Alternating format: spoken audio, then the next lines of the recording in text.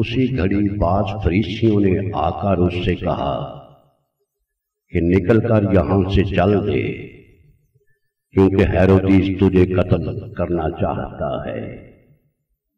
اس نے ان سے کہا کہ جا کر اس لونڈی سے کہہ دو کہ دیکھ، میں آج اور کل بدروحوں کو نکالتا اور شفا بخشنے کا کام انجام دیتا رہوں گا، اور تیسرے دن کمال کو پہنچوں گا۔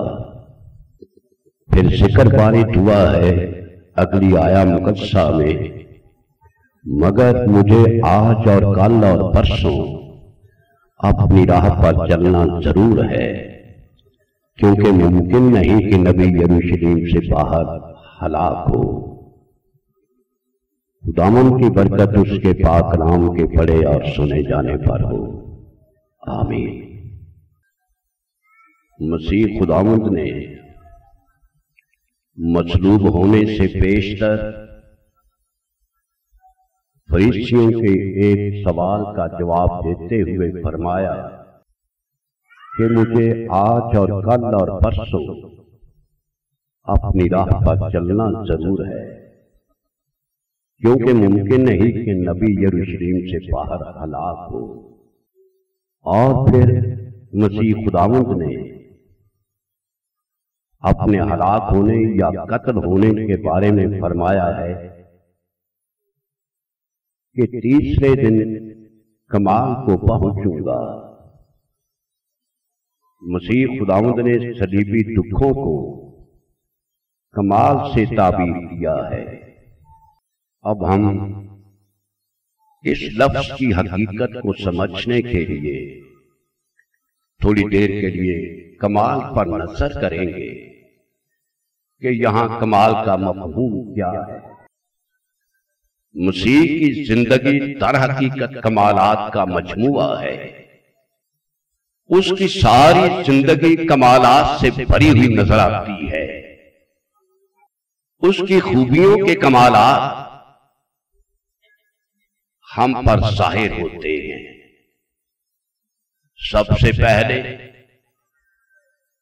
نوع انسانی میں سے ولادت کے اعتبار سے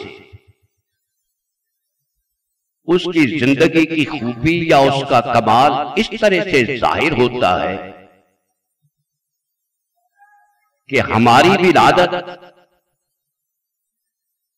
ماں باپ کے جنسی ملاپ یا صنفی مواصلت کے نتیجے میں ہوتی ہے، اور مسیح کی ولادت کنواری لڑکی سے ہوئی۔ یہ اس کی ولادت کا کمال ہے۔ ہماری طرح اس کی ولادت نہیں ہوئی، بلکہ کتاب مقدس میں اس حقیقت کو واضح کیا گیا ہے کہ وہ نہ خون سے، نہ جسم کی خواہش سے، نہ انسان کے ارادہ سے، بلکہ خدا یعنی روح سے متولد ہوا۔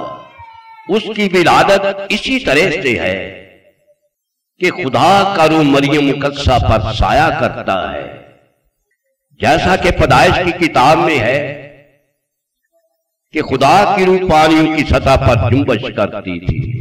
پھر خدا نے فرمایا روشنی سے کہ ہو جا، اور روشنی ہو گئی۔ اب اسی طرح سے خدا کا روح مسیح کو خلق کرتا ہے، اس کی جسمانی شبیہ کو۔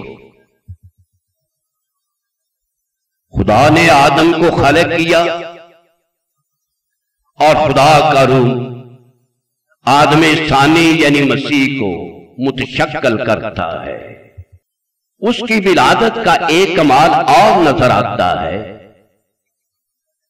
کہ آدم خاک سے خلق ہوا اور مسیح خداوند نہ انسانوں کی طرح جنسی اشتراک کے نتیجے میں پیدا ہوا، نہ خاک سے،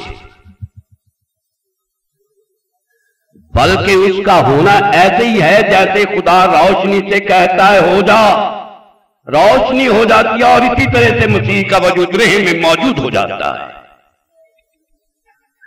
یہ اس کی ولادت کا کمال ہے۔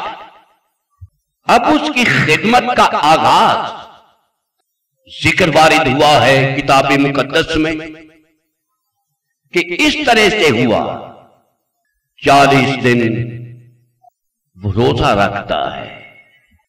آدم آزمایا جاتا ہے باغ عدن میں، مسیح آزمایا جاتا ہے جنگل میں۔ فرمایا گیا ہے کہ روح سے بیابان میں لے گیا۔ آدم بہت اچھے مقام پر تھا جب اسے آزمایا گیا۔ مسیح ایسے مقام پر ہے جو جنگل ہے، بیابان کہلاتا ہے، اس کی آزمائش وہاں ہوتی ہے۔ آدم ابلیس سے مغلوب ہو جاتا ہے،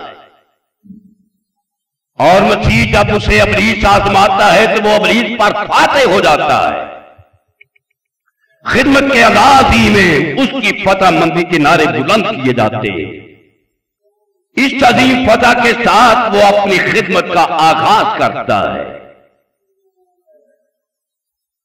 اب اس کی خدمت کے اندر بھی کمالات ظاہر ہوتے ہیں۔ اس کے وسیلے سے معجزات ہوئے، جنم کے اندھوں کو بینائی بخشی، جو کام روئے زمین پر کبھی کسی بشر کے وسیلے سے نہیں ہوا تھا وہ مسیح نے کیا، کہ جنم کے اندھے بھی اس سے شفا پاتے ہیں، بصیرت حاصل کرتے ہیں، بینائی حاصل کرتے ہیں، روشنی حاصل کرتے ہیں۔ اس میں شک نہیں کہ دیگر انبیاء کے وسیلے سے معجزات ظہور میں آئے، انہوں نے بھی مردوں کو زندہ کیا، لیکن مسیح کے معجزات میں اور دیگر انبیاء کے معجزات میں فرق ہے، اور وہ فرق اس طرح سے ہے کہ معجزات دو طرح کے ہوتے ہیں، ایک ہیں اختیاری اور دوسرے معجزات اقتداری کہلاتے ہیں۔ اختیاری سے مراد یہ ہے کہ جب کسی چیز کی ضرورت محسوس ہوئی تو انبیاء نے بارگاہ الہی میں دعا کی اور خدا نے ان کی دعا سنی۔ جیسے خدا کی بارگاہ میں موسیٰ پانی کے لیے درخواست کرتا ہے تو موسیٰ نے چٹان پہ آسا مارا اور کہا پانی دے، چٹان سے بنی اسرائیل قوم کے لیے پانی جاری ہوا۔ اسی طرح سے خدا تعالیٰ نے موسیٰ کے وسیلے سے اپنی قدرت معجزانہ طور پر ظاہر فرمائی کہ بنی اسرائیل میں اس نے بکثرت بٹیریں بھیجی تاکہ وہ گوشت کھا سکے۔ ایلیا نبی اور الیشا نبی کے وسیلے سے بھی معجزات ظہور میں آئے، انہوں نے بھی مردوں کو زندہ کیا، لیکن یہ سارے معجزات اختیاری تھے۔ مسیح کے معجزات میں اور ان کے معجزات میں فرق یہ ہے کہ مسیح کے معجزات اقتداری ہیں، یہ اس کے اقتدار اور بلند مرتبہ کو ظاہر کرتے ہیں۔ جیسے لازر کا زندہ ہونا اس کے اقتدار کو ظاہر کرتا ہے، وہ اسی طرح سے آواز دیتا ہے جیسے خدا آواز دیتا ہے۔ خدا فرماتا ہے روشنی سے ہو جا، روشنی ہو جاتی ہے، اور مسیح فرماتا ہے لازر قبر سے باہر نکلا، وہ قبر سے باہر آ جاتا ہے۔ دیگر انبیاء کے معجزات میں اور مسیح کے معجزات میں فرق یہی ہے، اور یہ اس کے اختیار کا کمال ہے جو روئے زمین پر ظاہر ہوا ہے۔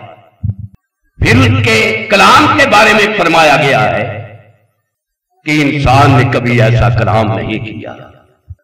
جب اس نے ایک اندھے کو جو جنم کا اندھا تھا شفا بخشی، جنم کا اندھا کہتا ہے آج تک روئے زمین پہ یہ کبھی سننے میں نہیں آیا کہ کسی جنم کے اندھے نے اس طرح شفا پائی ہو۔ ان کمالات کے ساتھ ساتھ مسیح خداوند نے اپنی محبت کا کمال بھی ظاہر فرمایا ہے۔ اس کمال کا تعلق مسیح کے دکھوں سے وابستہ ہے۔ جیسا خداوند نے فرمایا کہ میں تیسرے دن کمال کو پہنچوں گا، اور تیسرے دن سے اس کے دکھوں کا آغاز ہوتا ہے، اور یہ کمال اس کے جی اٹھنے تک جاری رہا۔ زبور کی کتاب میں جیسا کہ 96 زبور میں ذکر وارد ہوا ہے جلال و جمال کا، اور وہ اس طرح سے فرمایا گیا ہے 96 زبور کی 6 آیا مقدسہ میں کہ عظمت اور جلال اس کے حضور میں ہے، قدرت اور جمال اس کے مقدس میں۔ اب یہاں جلال کے ساتھ عظمت کا ذکر وارد ہوا ہے اور جمال کے ساتھ قدرت کا۔ 4 چیزیں بائبل مقدس میں بیان کی گئی ہیں، جلال، پھر جمال، اور یہاں لوکا کی انجیل میں کمال کا ذکر کیا گیا ہے۔ آخری مرحلے میں جب کمالات اپنے انتہا تک پہنچتے ہیں تو پھر مسیح خدا مثال کا ذکر کرتے ہیں، وہ اس طرح سے کہ اے باپ میں اپنے تیرے ہاتھوں میں سونپتا۔ یہ مثال الہی۔ تو مسیح خداوند کی زندگی 4 حصوں میں ہم منقسم کرتے ہیں۔ پہلے جلال ہے، پھر جمال، پھر کمال، اور اس کے بعد مثال الہی۔ جیسا میں نے کمالات کا ذکر کیا تو مسیح خداوند کی زندگی کی خصوصیت نمایاں طور پہ واضح ہوتی ہے اس وقت جب ظلم اپنی انتہا کو پہنچتا ہے۔ اس کے اپنے شاگرد اسے چھوڑ کر بھاگ گئے۔ اس ظلم کے علاوہ ایک ضربے کاری یہ ہے کہ اس کے اپنے شاگرد نے اسے پکڑوایا۔ رومی حکومت نے عدل و انصاف ترک کر دیا، انصاف کے تقاضوں کو پورا نہیں کیا۔ رومی قانون کے مطابق ملزم کو یہ حق دیا جاتا تھا کہ وہ اپنا عذر پیش کرے، اور یہاں مسیح خدا کو عذر پیش کرنے کا موقع ہی نہیں دیا گیا۔ لکھا گیا ہے وہ خاموش رہا۔ یہ ان کا قانون تھا کہ جب تک ملزم خاموش رہتا ہے سزا کا فتویٰ اس پر جاری نہیں کیا جا سکتا جب تک کہ وہ اپنا بیان نہ دے یا اپنا عذر پیش نہ کرے۔ رومی حکومت نے اس قانون کو بھی رد کر دیا۔ سردار کاہنوں نے، فقیہوں نے، فریسیوں نے، عوام نے، سب نے اسے چھوڑ دی۔ اب سب اس پر تان و تشنیع کرتے، یہاں تک کہ ڈاکو جو اس کے ساتھ مصلوب ہوئے وہ بھی اس بات سے گریز نہیں کر رہے۔ طرح طرح کی اذیتیں اسے پہنچاتے، کبھی عدالتوں میں لیے پھرے، اس کا مذاق اڑاتے رہے، اس کے بدن پہ کوڑے برساتے رہے۔ کوئی ایسا ظلم نہیں جو انہوں نے نہیں کیا۔ اس کے سر پر کانٹوں کا تاج رکھا گیا، بھاری وزنی شریف اس کے کندھے پر رکھ دی، بدن بھی نڈال ہو گیا، دکھ پھر بھی جاری ہے، ان کا جبر و تشدد پھر بھی جاری رہا، یہاں تک کہ اسے مصلوب کر دیا گیا۔ اس کے ہاتھوں اور اس کے پاؤں میں کیل ٹھونک دیے گئے۔ ذکر وارد ہوا ہے کہ جب یہودیوں کا ظلم، ان کی تان و تشنیع اپنے عروج کو پہنچتی ہے، ان کا اس طرح سے تمسخر اڑانا کہ اگر تو خدا کا بیٹا ہے تو نیچے اترا، پہلے جسمانی دکھ اور ساتھ ہی ذہنی دکھ بھی اسے پہنچانے لگے. جب جسمانی دکھ اور ذہنی دکھ اپنی انتہا کو جا پہنچے تو مسیح کی محبت بھی اپنے نقطہ روح تک جا پہنچتی ہے اور فرماتی ہے اے باپ ان کو معاف کر کیونکہ یہ نہیں جانتے کہ کیا کرتے. رومیو کے خط میں فرمایا گیا ہے کہ خدا اپنی محبت کی خوبی ہم پر اس طرح سے ظاہر کرتا ہے کہ جب ہم بے دینی تھے تو مسیح ہماری خاطر ہوا. یہ اس کی محبت کا کمال ہے. یوحنا کی انجیل میں ہے خدا نے جہان سے ایسی محبت رکھی کہ اس نے اپنا اکلوتا بیٹا بخش دیا. مسیح کا اس دنیا میں آنا خدا کی محبت کا اظہار ہے اور صلیب پر یہ کہنا کہ اے باپ ان کو معاف کر یہ اس کی محبت کا نقطہ عروج اور کمال ہے. یہاں اس کی محبت خود قربان ہو جاتی ہے. مسیح کے وسیلے سے خدا اپنی محبت کا اظہار کرتا ہے اور مسیح کی محبت انسانوں پر اس طرح سے قربان ہوتی ہے کہ لوگ انہیں ذہنی دکھ پہنچاتے ہیں, جسمانی دکھ پہنچاتے ہیں, تختہ دار پہ لٹکاتے ہیں تو اس کی محبت نقطہ عروج تک جا پہنچتی ہے. مسیح کے دکھوں میں اور دیگر افراد کے دکھوں میں فرق یہ ہے کہ دوسروں کے دکھ فرق ہیں اور مسیح کے دکھ فرق. ڈاکو کہتا ہے ہم تو اپنے کیے کی بات بھی سزا پا رہے ہیں مگر اس نے کوئی بھیجا کام نہیں کیا. دوسرے ڈاکو کو جھڑک کر کہتا ہے ایک ڈاکو تو ایسا کیوں کر رہا ہے؟ تو کہ ان لوگوں کے ساتھ شامل ہوا ہے. اس نے کوئی بھیجا کام نہیں کیا. ہم اپنے کیے کی سزا پا رہے ہیں. ڈاکو کی اس بات کے اندر دو باتیں پوشیدہ ہیں. ایک تو یہ کہ وہ اپنے خطا کار ہونے کا اقرار کرتا ہے. ہم اپنے کیے کی سزا پا رہے ہیں. اور دوسرا مسیح کی بادشاہت کا اقرار کرتا ہے. خداوند جب تو اپنی بادشاہی میں آئے تو مجھے یاد کرنا. اقرار گناہ اور بادشاہت کے اقرار کرنے کے نتیجے میں خدا کی رحمت بھی جوش میں آتی ہے اور اس ڈاکو کو پکار کر کہتی ہے تو میرے ساتھ فردوس میں ہوگا. جب ایک انسان اس طرح سے اپنے خطاؤں کا اقرار کرتا ہے اور مسیح کے حضور اس طرح سے جھکتا ہے کہ اس کی بادشاہت تسلیم کر لیتا ہے اور اس طرح سے عرض کرتا ہے کہ جب تو اپنی بادشاہی میں آئے تو مجھے یاد کرنا. ڈاکو کے یہ الفاظ قابل تقلید ہیں تمام کلیسیاؤں کے لیے, پوری نوع انسانی کے لیے کہ اس طرح سے اقرار کیا جائے تو خداوند کی محبت اس انسان کو قبول کر لیتی ہے.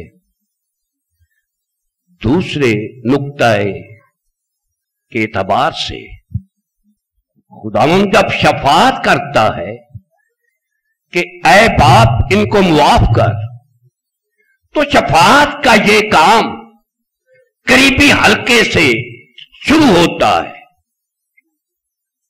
ایک ڈاکو اسی وقت نجات حاصل کر لیتا ہے. مسیح کی شفاعت ایک عظیم حقیقت ہے جس نے ہمیں یہ سکھایا مانگو تو تمہیں دیا جائے گا. وہ خود بھی مانگتا ہے اسے مل جاتا ہے. اس وقت سے اس نے ہمیں تعلیم دی ہے. وہ کہتا ہے باپ ان کو معاف کر. اب معافی کا آغاز قریبی حلقے یعنی ڈاکو سے شروع ہوتا ہے.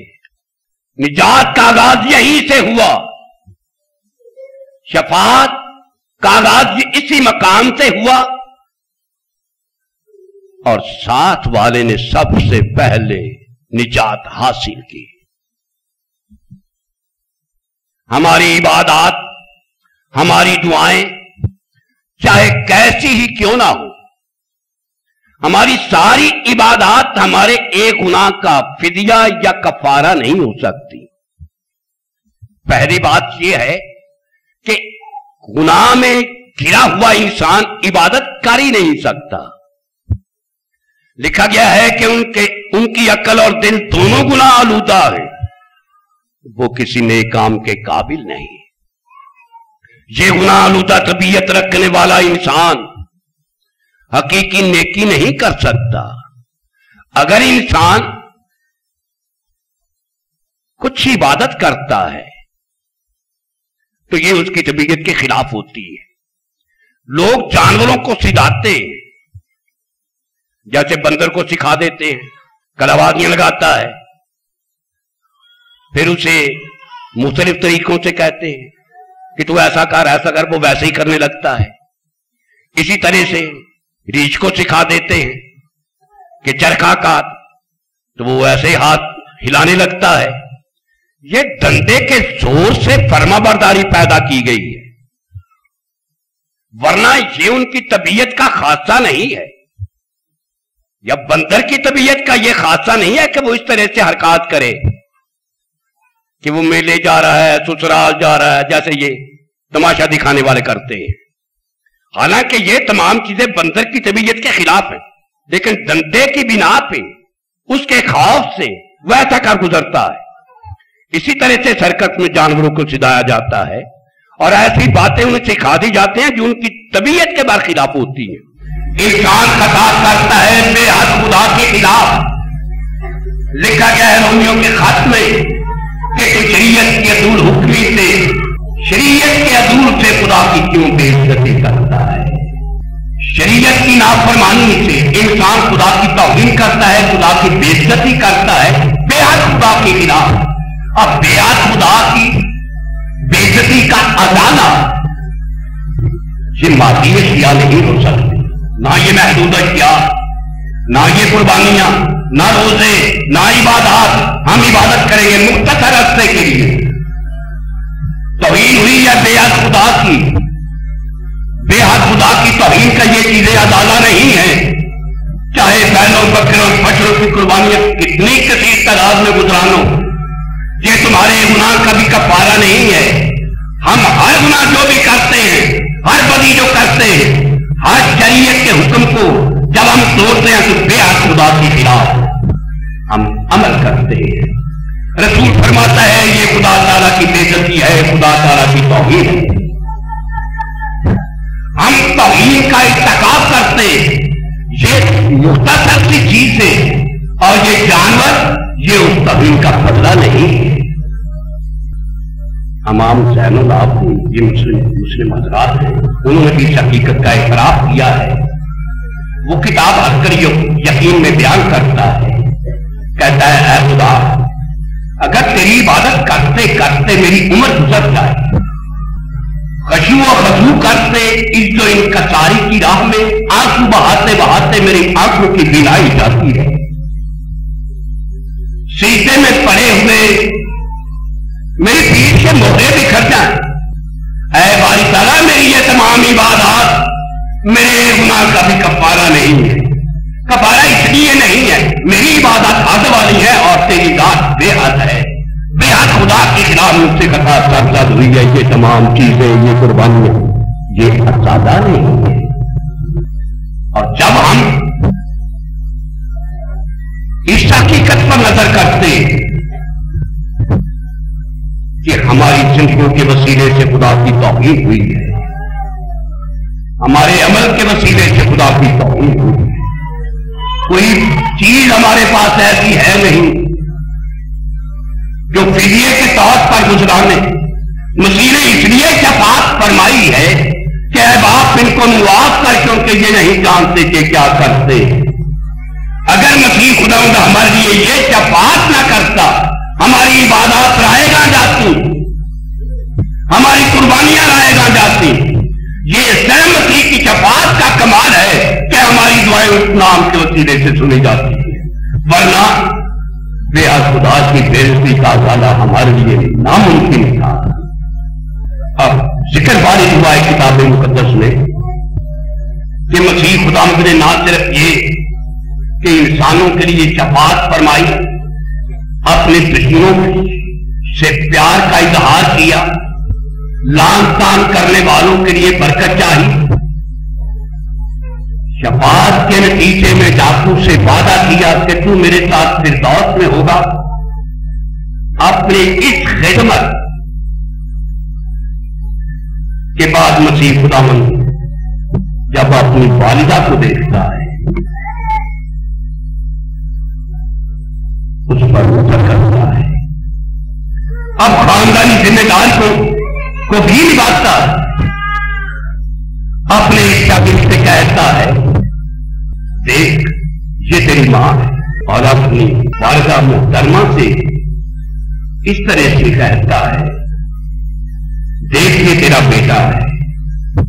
اپنی ذمہ داریوں کو سلیم پر بھی محسوس کرتا ہے، یہ خاندانی ذمہ داریاں ہیں کہ ایک بیٹا اپنے والدین کے حقوق کو پیش نظر رکھتا ہے، اس کی عزت، اس کے احترام، اس کی کفالت کا انتظام فرماتا ہے، جانتا ہے کہ میرے بعد اس کا کوئی نہیں، بے سہارا ہے، اس کا انتظام فرماتا ہے اس طرح سے کہ اپنے شاگرد سے کہتا ہے دیکھ یہ تیری ماں ہے، جیسے میں تیرا بیٹا تھا ویسے یہ ہے۔ اس ذمہ داری کو نبھانے کے بعد مسیح خداوند جیسا کہ بیان کیا گیا ہے کہ تیسرے دن میں کمال کو پہنچوں گا، اب اس کے تو کمال کی چال پڑے، بیان کیا گیا ہے ایلی ایلی لما شفقتنی کہ اے میرے خدا تو نے مجھے کیوں چھوڑ دیا۔ مسیح خدا وہ ساری زندگی خدا کے ساتھ رہا، اس کی انسانیت کبھی خدا سے جدا نہ ہوئی، دیکھا گیا ساری رات وہ دعا کرتا رہتا، ہم وقت دعا میں رہتا، کلام پیش کرتا، کبھی آرام کرتا، تھکتا، یہ تمام چیزیں اس میں پائی جاتی تھی، کبھی بھی خدا کا نافرمان نہ ہوا، ہمیشہ اس کا دل خدا کے حضور جھکا رہا، کبھی کوئی خطا اسے سرزد نہ ہوئی، بدکرداری کے نتیجے میں خدا دور ہوتا ہے، جیسا کہ کتاب مقدس میں بیان کیا گیا ہے، خدا فرماتا ہے کہ تمہاری بدکرداری نے مجھ کو تم سے دور کر دیا ہے، بدی کے نتیجے میں خدا دور ہوتا ہے، اور یہاں بدی بھی نہیں ہے لیکن خدا دور ہے، سبب اس کا یہ ہے جیسا کہ یسایا نبی کے صحیفے میں بیان کیا گیا ہے، اس نے ہماری مشقتیں اٹھا دی، ہمارے گناہوں کا بوجھ اس پر لادا گیا، لکھا گیا ہے کتاب مقدس میں کہ وہ ہمارے گناہوں کو اپنے اوپر لے کر صلیب پر چڑھ گیا۔ خدا کا برا جب پوری مخلوقات کی خطاؤں کو اپنے اوپر لے کر خدا کے حضور حاضر ہوتا ہے تو خدا اسے اپنا چہرہ چھپا لیتا ہے۔ چہرہ چھپانے کا سبب یہ ہے کہ مسیح خدا کہتا ہے باری تعالیٰ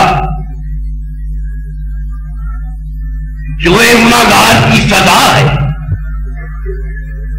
میں اس سزا کو خود برداشت کرتا ہوں، تو اس نوع انسانی کو ہلاک نہ کر، اس دنیا کو عذاب میں نہ ڈال، دوزخ میں نہ ڈال، میں ان کی خطائیں اپنے اوپر لیتا ہوں اور جو سزا ان کی ہے وہ سزا میں برداشت کرتا ہوں۔ ذکر وارد ہوا ہے کہ مسیح خدا کا برا بن کر آئے، جس کے بارے میں یوحنا کہتا ہے دیکھو یہ خدا کا برا جو جہان کا گناہ اٹھا لے جاتا ہے۔ اب مسیح خدا قربان ہوتا ہے، گناہگار انسان کے لیے دکھ برداشت کرتا ہے۔ ایک دفعہ کا ذکر ہے کہ دو بھائی تھے، ایک بھائی نے کسی دوسرے انسان کو قتل کر دیا، اس کے کپڑے خون آلودہ تھے، خنجر اس کے ہاتھ میں تھا، بھاگا ہوا گھر آیا، اس کا بھائی اسے دیکھتا ہے کہ یہ کیا ہے، کہتا مجھ سے قتل ہو گیا ہے، اب تو پولیس مجھے پکڑ لے، میں قید ہو جاؤں گا، میں پھانسی چڑھ جاؤں گا، وہ تو مجھے تختہ دار پہ رکھا دے۔ تو اس کا بھائی کہتا ہے تو یہ خنجر رکھ دے، اپنے کپڑے اتار۔ اس نے اپنے کپڑے اتارے، وہ خون آلودہ کپڑے وہ دوسرا بھائی پہن لیتا ہے، وہی خنجر اپنے ہاتھ میں لے لیتا ہے، اور جب پولیس اسے گرفتار کرنے کے لیے آتی تو جس نے خون آلودہ کپڑے پہنے تھے اسے گرفتار کر کے لے جاتی ہے۔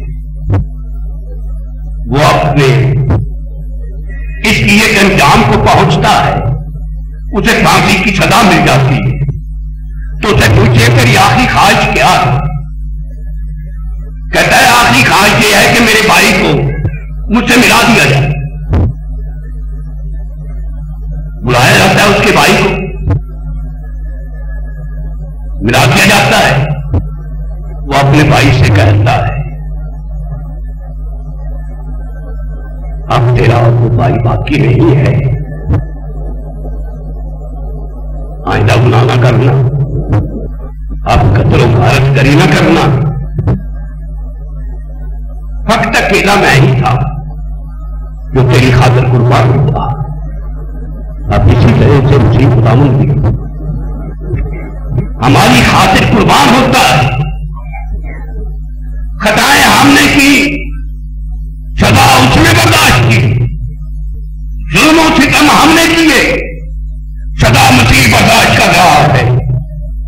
سزا یہ ہے اے میرے خدا، اے میرے خدا تو نے مجھے کیوں چھوڑ دیا؟ خدا چھوڑ دیتا ہے خطا کار انسان کو، لکھا گیا اس باہر پھینک دو اندھیرے میں جہاں رونا اور دانتوں کا پیسنا ہے، اور پھر خطا کار انسان خدا کے چہرے کے نور سے دور ہو جائے گا، اور جب خدا دور ہوتا ہے تو انسانی زندگی تاریکی کی لپیٹ میں آ جاتی ہے۔ لکھا گیا ہے وہ تمام سرزمین تاریکی کی لپیٹ میں آ گئی، اور لکھا گیا ہے گہری تاریکی چھا گئی۔ مسیح کے دکھوں میں اور دوسروں کے دکھوں میں فرق ہے۔ بنی اسرائیل پر دکھ باری ہوا کہ فرعون کے ہاتھوں میں غلامی کی زندگی بسر کر رہے تھے، غلامانہ زندگی۔ خدا ان کا رونا سنتا ہے، موسیٰ سے ملتا ہے، کہتا ہے اے موسیٰ، میں نے اپنی قوم بنی اسرائیل کے دکھوں پر نظر کی، میں نے ان کا آہ و نالہ سنا، اب میں اترا ہوں کہ انہیں رہائی۔ خدا اپنے لوگوں کا آہ و نالہ سنتا ہے، اترتا ہے، اور موسیٰ کو بھیجتا ہے دکھ سے رہائی دینے کے لیے۔ اسی طرح سے صدرک میشک اور ابدنگو نبوکدنضر بادشاہ نے آگ میں ڈلوایا، اس بنا پہ کہ نبوکدنضر بادشاہ نے بت بنوایا اور حکم جاری کیا کہ سب اسے سجدہ کریں، لیکن صدرک میشک اور ابدنگو کہتے ہیں کہ ہم تیری مورت کو سجدہ نہیں کریں گے۔ اے بادشاہ، بادشاہ غضبناک ہوتا ہے اور کہتا ہے بٹی کی آنچ کو 7 گنا زیادہ تیز کر دیا جائے۔ بادشاہ کہتا ہے بٹی کی آنچ کو تیز تر کر دیا جائے۔ بادشاہ کا غضب 7 گنا زیادہ بڑھ گیا، اپنے خادموں سے کہتا ہے کہ بٹی کی آنچ کو 7 گنا زیادہ تیز کر دیا جائے۔ اب حکم دیا جاتا ہے کہ صدرک میشک اور ابدنگو کو آگ کی بٹی میں ڈالا جائے۔ جب اسے آگ کی بٹی میں ڈالا گیا، بادشاہ دیکھتا ہے 3 پھینکے گئے ہیں اور اسے 4 نظر آ رہے ہیں، کہتا ہے چوتھے کی صورت انازادے کی سی ہے۔ جب دکھ انتہا تک جا پہنچتا ہے تو خدا ان کے قریب تر ہو جاتا ہے۔ صدرک میشک اور کے لیے جب آگ تیز سر کر دی گئی تو خدا ان کے درمیان آ گئی. اب اسی طرح سے جب دانیل کو چیروں کی مان میں ڈالا گیا وہ دعا کرتا ہے اور خدا کا فرشتہ آتا ہے چیروں کے منہ بند کر دیتا ہے. اور یہاں مسیح کے دکھ یہ الگ دکھ ہے. جب یہ گناہگار کی پناہ بنتا ہے تو دوسروں کی طرح خدا قریب تر نہیں آتا, خدا انتہائی دور ہو جاتا ہے. جب وہ دور ہوا تب یہ کہا کیا ہے میرے خدا ہے میرے خدا تو نے مجھے کیوں چھوڑ دیا. خطا کار انسان کی سزا یہی ہے. مسیح گناہگاروں کی پناہ بنا. اس پناہ بننے کے نتیجے میں خدا اس سے دور ہوا. دکھ اپنی انتہا تک پہنچتے ہیں تو وہ کہتا ہے میں پیاسا.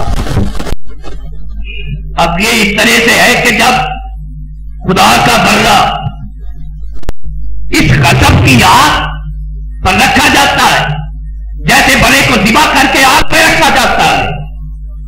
ابراہیم اپنے بیٹے کی قربانی گزرانے جاتا ہے, خدا ایک بڑا مہیا کرتا ہے, ابراہیم اسے ذبح کرتا ہے, لکڑیوں پہ رکھ دیتا ہے, آگ لگاتا ہے اور بڑا اس طرح سے جلنے لگتا ہے. اسی طرح سے مسیح خدا ان دکھوں کی آگ پہ جب ڈالا گیا وہ تڑپنے لگا. اور یہ دکھ انتہائی وسیع ہے جیسے ذکر وارد ہوا ہے لوکا کی انجیل میں لازر کی تمثیل میں کہ وہ امیر انسان عذاب میں مبتلا ہو کر تڑپتا ہے اور کہتا ہے اے باپ ابراہیم لازر کو بھیج کہ اپنی امید کا سرا تر کر کے میری زبان پر رکھے. تڑپتا ہے, عذاب میں تڑپتا ہے.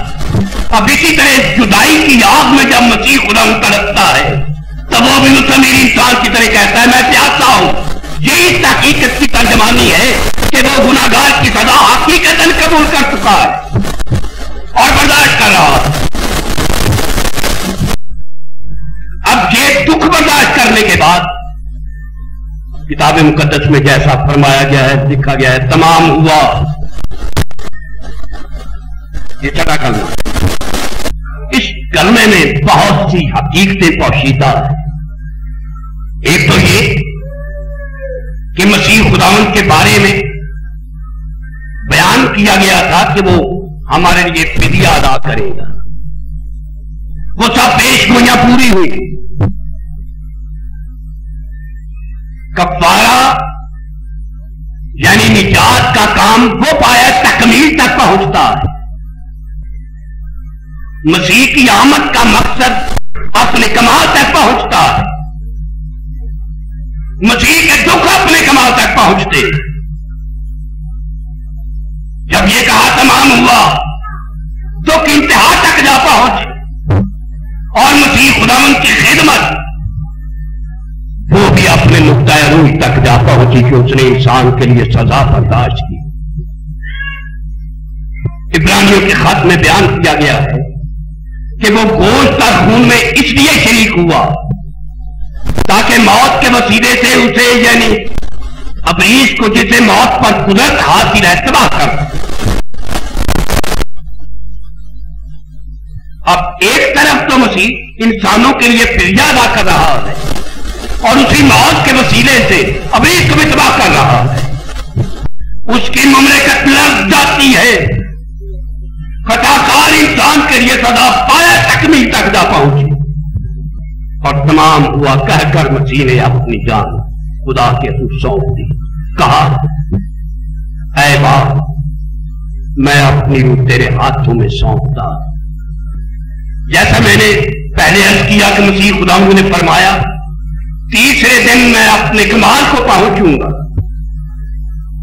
تو جب تمام کمالات دکھوں کا کمال, نجات کا کمال, شفاعت کا کمال, خاندانی ذمہ داریوں کا کمال, یہ تمام کمالات ظاہر ہو جاتے ہیں صلیب پہ تو کمال کے بعد پھر وصال کا مقام آتا ہے. وصال کہتے ہیں ایک دوسرے سے ملنا, اپنے محبوب ازلی کے ساتھ جا ملتا ہے خدا کے ساتھ اور اسے کہتا ہے میں اپنی روح تیرے ہاتھوں میں سونپتا ہوں. پہلے جلال ہے پھر جمال, شریف پہ کمال ظاہر ہوتا ہے جیسا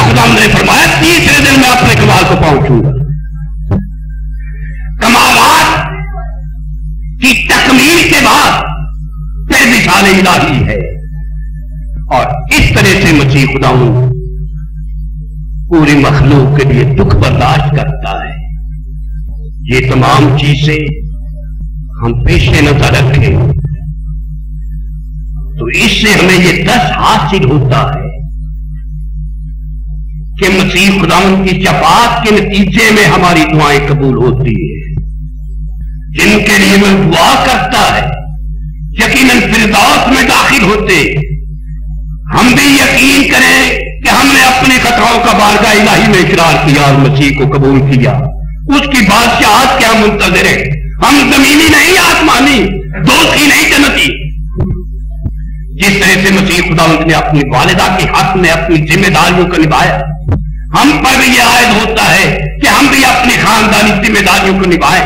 والدین بچوں کے بارے میں، بچے والدین کے بارے میں جو بھی ذمہ داریاں کتاب مقدس میں ہم پر عائد کی گئی ہیں، ان سب کو آسان طریقے سے ہم نبھائیں، جیسا کہ مسیح خداوند نے ہمیں نمونہ دیا ہے۔ اور جیسے مسیح خداوند دوسروں کے لیے اپنی جان دیتا ہے، اسی طرح سے ہم بھی دوسروں کے لیے اپنی جان قربان کرنے سے گریز نہ کریں۔ مسیح کی خاطر اپنی جانیں بھی نثار کر دیں، جیسے اس نے ہمارے لیے فدیہ ادا کیا، ہمارے لیے قربانی ادا کی، ہم بھی خداوند کی خاطر اپنے اجسام کی قربانی پیش کریں۔ رسول بیان کرتا ہے، اے بھائیو، میں خدا کی رحمت سے یاد دلا کر تم سے التماس کرتا ہوں کہ اپنے بدن ایسی قربانی ہونے کے لیے نظر کرو جو زندہ، پاک اور خدا کو پسندیدہ ہو، یہی تمہاری مقبول عبادت ہے۔ ہماری عبادت کی تکمیل اس صورت میں ہوتی ہے کہ جیسے مسیح اپنے آپ کو قربانی کے طور پہ گزرانتا ہے، ہم بھی مسیح کی بارگاہ میں اپنے آپ کو اسی طرح سے قربانی کی صورت میں گزرانے۔ فرماتا ہے، جان دینے تک بھی وفادار ہے تو میں تجھے زندگی کا تاج دوں گا۔ ہم اگر چاہتے ہیں ہماری زندگی برتری حاصل کرے، فضیلت حاصل کرے، درجات حاصل کرے، تو پھر صورت یہی ہے کہ جیسے اس نے ہمارے لیے قربانی ادا کی، ہم بھی اس کی خاطر قربان ہونے سے گریز نہ کریں۔ اپنے ادا کی قربانی دیں، زبان کی قربانی، ذہن کی قربانی، دل کی قربانی، ادا کی قربانی، ہاتھوں کی قربانی، پاؤں کی قربانی، جیسے وہ قربان ہوتا ہے ویسے ہم قربان ہو جائیں۔ اور اس کی قربانی اس طرح سے ہے کہ مسیح خداوند ایک پلڑے میں اپنی جان دیتا ہے، اپنا بدن ڈال دیتا ہے، دوسرے پلڑے میں انسان سے کہتا ہے کہ جیسے میں نے تیرے لیے قربانی ادا کی ہے، تو بھی اپنا بدن اپنی اونچی طرح سے قربانی کے لیے گزار، تاکہ جہاں میں ہوں وہاں تم بھی رہو۔ میرے ساتھ رہنا چاہتا ہے ایسا ہی کا، جو کوئی میرے پیچھے آنا چاہتا ہے اپنی شریف اٹھائے میرے پیچھے ہو جائے۔ دعوت ہے، عالمگیر دعوت۔ تو جی جو ہم اسی طرح سے ان ذمہ داریوں کو نبھائیں جو مسیح خداوند نے نبھائی اور ان کا عملی نمونہ ہمارے سامنے پیش کیا ہے، اور اس طرح سے خدا کی بارگاہوں میں داخل ہو جیسے خداوند داخل ہوا کہ تمام وہ مشن جس کے لیے وہ اترا تھا اس کی تکمیل ہوتی ہے۔ تکمیل کے بعد پھر کہتا ہے، باپ میں اپنی روح تیرے ہاتھوں میں سونپتا ہوں۔ ہم بھی جب اس دنیا سے کوچ کریں تو ہم پر یہ بوجھ نہ رہے کہ فلاں پہلو میں ہماری زندگی میں یہ کمی رہی، تمام کمیاں دور کر کے پھر اس دنیا سے خدا کی جان ہو جائے۔ ایسا کرنے کی خدا ہمیں توفیق عطا فرمائے، آمین۔